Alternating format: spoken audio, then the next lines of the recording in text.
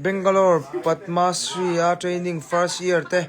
point milo bye bye vet bye bye vek kule khaba ka chuk chiar thep tol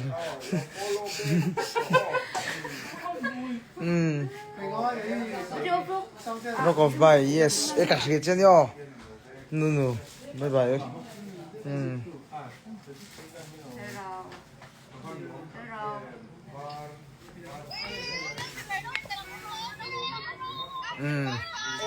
khi cái phần lom em cái life tem mình làm vậy sari chào ni kha sari nin call tharo yes tereng mai he takina ka tave dok mai taksa chào về khop mai he tian pumpui lampang et kol leng ha cha ja nak tuk lama hin vitamin drip ve kan khai don vitamin drip ve khai don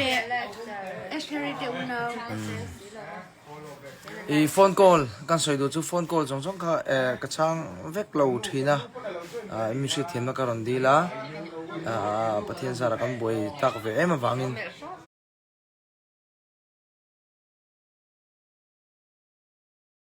chuwang chani mi lo thiam tham tham